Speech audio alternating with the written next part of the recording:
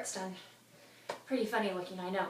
But my niece and nephew are coming for a visit, and I thought it would be fun to build them a playhouse.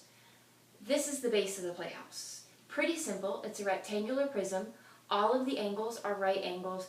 Pretty simple to build. But it also looks kind of boring. To make it more interesting, I want to give it a peaked roof, which means I need to add a triangular prism. In order to do that, I need to build two congruent triangles, one for this side and one for the far side. This is where things get more complicated. If I don't have two congruent triangles, I'm going to have a pretty funky looking house. I know I want the base of the triangle to be the length of this piece right here. And I can use my trig ratios, which you're going to learn about later, to figure out what the lengths of the other sides could be. Once I have one of the triangles, I need to be really careful to make sure that the other triangle matches it exactly. So, let's look at how to identify congruent triangles. Perfect. So here's my roof, or at least one piece of it.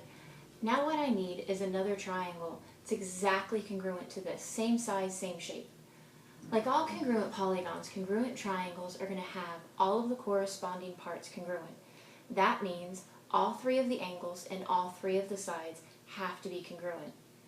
But do I really need to have all 6 pieces in order to know I have a congruent triangle?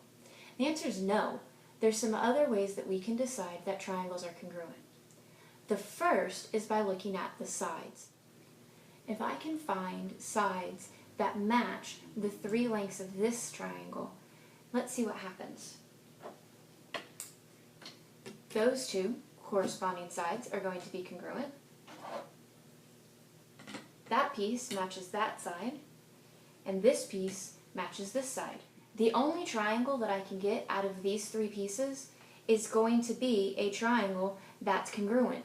There's no other way that I can combine these 3 pieces and get a triangle unless it's exactly the same.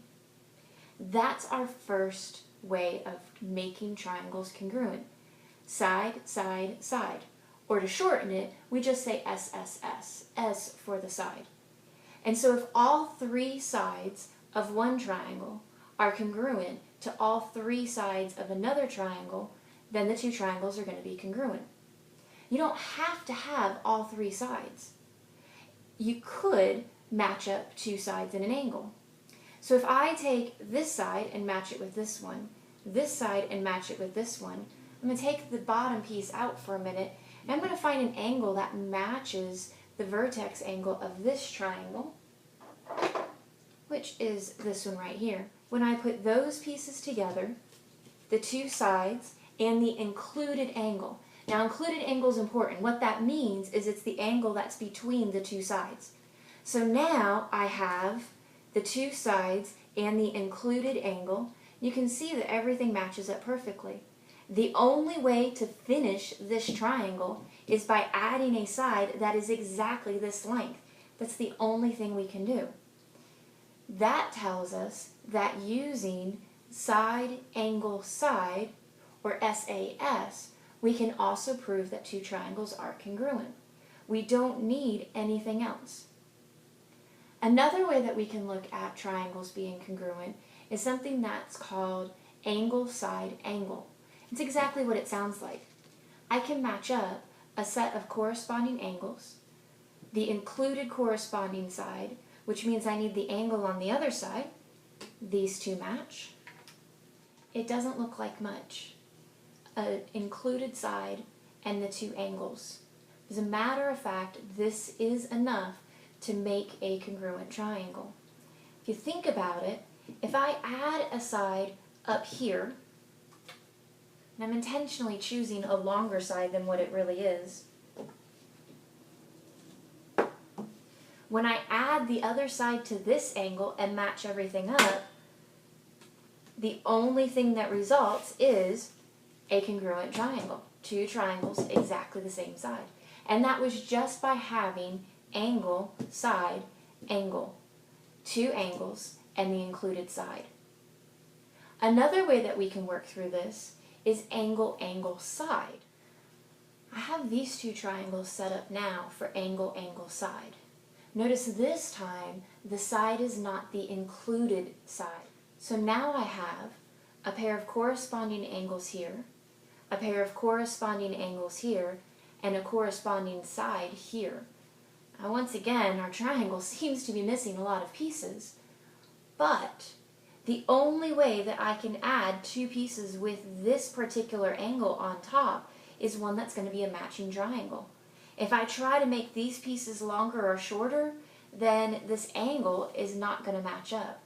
So once again, I can build two congruent triangles with just three things.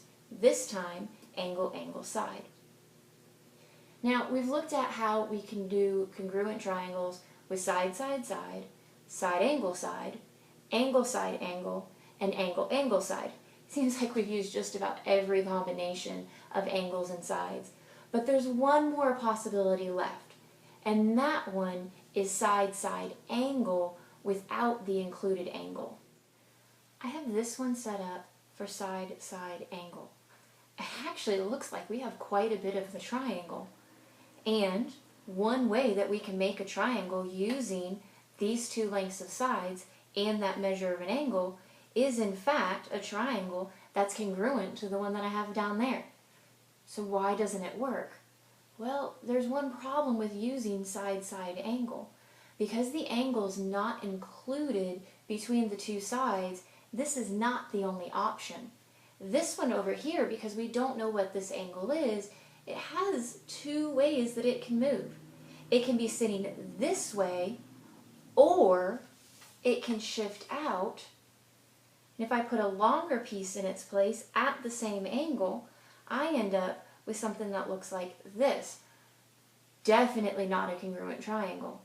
So just because two of the sides and an angle are congruent, if the angle's not the included angle, the angle between the two sides, then we have too many options with this piece swinging around.